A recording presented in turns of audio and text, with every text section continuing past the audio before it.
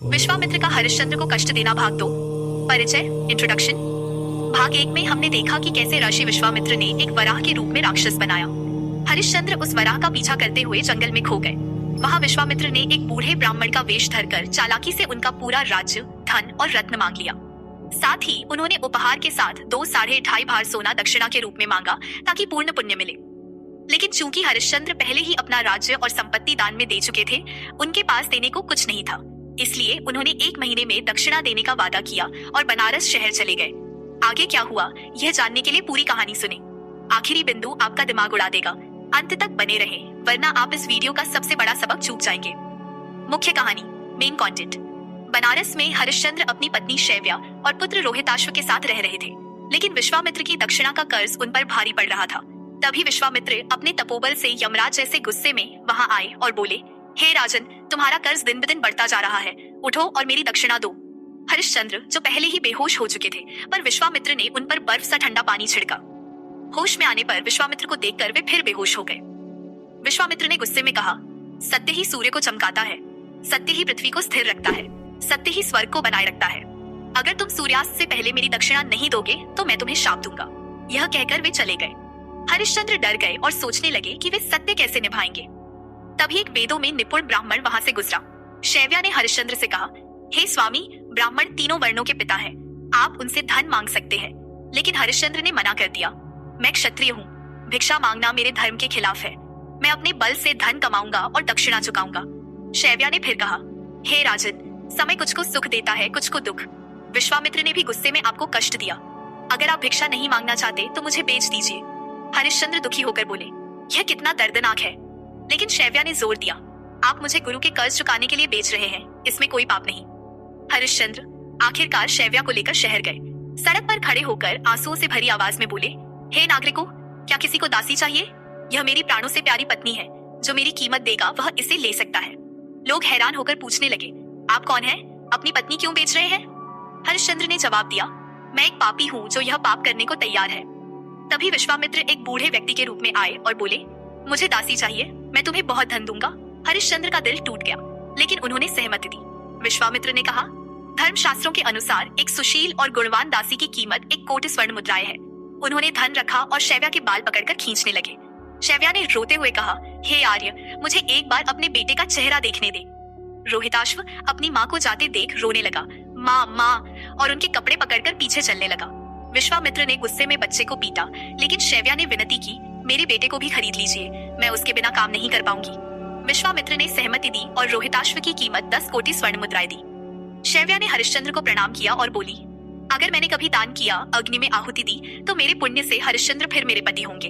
हरिश्चंद्र ने दुखी होकर कहा, हे प्रिय, तुम मेरे जीवन से प्यारी हो, फिर भी मैंने तुम्हें दुख के सागर में डाल दिया। विश्वामित्र ने शैव्या और रोहिताश्व को ले जाकर हरिश्चंद्र के सामने गायब हो गए। हरिश्चंद्र अकेले रह गए, रोते हुए। तभी विश्वामित्र फिर आए और बोले, अब मुझे राजसूय यज्ञ की बाकी दक्षिणा दो। हरिश्चंद्र ने कहा, मैंने अपनी पत्नी और बेटे को बेचकर 11 कोटि स्वर्ण मुद्राएं दी है। लेकिन विश्वामित्र ने गुस्से में कहा, यह पर्याप्त नहीं, और धन लाओ, वरना मेरा तपोबल देखो। हरिश्चंद्र ने विनती की, मुझे कुछ समय दीजिए। विश्वामित्र ने कहा, दिन का चौथा हिस्सा बाकी है, तब तक इंतजार करूंगा। विश्वामित्र चले गए और हरिश्चंद्र दुखी होकर बोले, मैं अब प्रेत बन गया हूँ, जो मुझे गुलाम बनाना चाहे वह मुझे खरीद ले। तभी धर्म ने एक चांडाल का रूप लिया और वहां आए। शरीर काला, चेहरा भयानक और गंध भयंकर थी। उन्होंने कहा, मुझे गुलाम चाहिए, तुम्हारी कीमत क्या है? हरिश्चंद्र ने कहा, मैं ब्राह्मण या क्षत्रिय का गुलाम बन सकता हूँ, लेकिन चांडाल का नहीं। लेकिन विश्वामित्र फिर आए और बोले, इस चांडाल से पैसा लो और मेरी दक्षिणा दो, वरना मैं तुम्हें शाप दूंगा। हरिश्चंद्र डर गए और विश्वामित्र के पैर पकड़कर बोले, मुझे इस चांडाल से बचाइए, मैं आपका गुलाम बनूंगा। विश्वामित्र ने कहा, ठीक है, तुम मेरे गुलाम हो। लेकिन फिर चांडाल से बोले, इस गुलाम की कीमत दो। चांडाल ने खुशी से 1000 रत्न, मोती और स्वर्ण मुद्राएं दी। तभी आकाश से एक आवाज आई, हे धन्य, तुम दक्षिणा के कर्ज से मुक्त हो गए। फूलों की वर्षा हुई और इंद्र सहित देवताओं ने कहा, साधु साधु। हरिश्चंद्र ने विश्वामित्र से कहा, आप मेरे माता पिता से भी बड़े हैं, क्योंकि आपने मुझे कर्ज से मुक्त किया। अब मुझे आदेश दे। विश्वामित्र ने कहा, चांडाल के आदेश मानो, और वे धन लेकर चले गए। चांडाल ने हरिश्चंद्र को बांधा और डंडों से पीटा। उन्हें अपने घर ले जाकर जंजीरों में बांध दिया। वे भूखे प्यासे अपनी पत्नी और बेटे के लिए रोते रहे। 4 दिन बाद चांडाल ने उन्हें श्मशान घाट भेजा, मृतकों के कपड़े इकट्ठा करो। काशी के दक्षिण में श्मशान घाट भयानक था। वहां सियार चिल्ला रहे थे, गिद्ध और कुत्ते मृत शरीर खींच रहे थे। धुआं और सड़ान से हवा भारी थी। आधे जले शरीर डरावने लग रहे थे। रिश्तेदारों की चीखें गूंज रही थी। हरिश्चंद्र ने दुखी होकर सोचा, मेरे मंत्री, मेरा राज्य, सब कहाँ गए? बिना धर्म के शुभ फल नहीं मिलता। हरिश्चंद्र ने फटे कपड़े पहने, राख से ढंके मृतकों के कपड़े इकट्ठा किए। उनका शरीर छड़ी सा दुबला हो गया। वे दिन रात रोते, अपने परिवार को याद करते। 1 साल बीत गया, जो 300 साल जैसा लगा। कल्पना कीजिए, आप हरिश्चंद्र की जगह हो, सब कुछ खो चुके, श्मशान में गुलाम, फिर भी सत्य पर डटे। यह कहानी हमें सिखाती है कि चाहे कितना भी दुख हो, सत्य और धर्म आपको ताकत देते हैं। आपके जीवन में भी चुनौतियां हैं, लेकिन हरिश्चंद्र की तरह आप भी अपने सिद्धांतों से जीत सकते हैं। Call to action. अगर यह कहानी आपके दिल को छू गई है तो अभी रुकें और हमारे चैनल विक्रमादित्य को सब्सक्राइब करें। जीवन की हर समस्या का समाधान पाने के लिए हमें व्हाट्सएप पर 7980210280 पर मैसेज करें। जैसे हरिश्चंद्र ने सत्य से अपनी राह बनाई, वैसे ही हमारी ज्योतिषीय सलाह आपको आपके जीवन की मुश्किलों से उबार सकती है। हमारे विशेषज्ञ मुफ्त में भविष्यवाणियां और समाधान देंगे जो आपके जीवन को बदल सकते हैं। सस्पेंस सस्पेंस, लेकिन रुकिए, यह कहानी यहीं खत्म नहीं होती।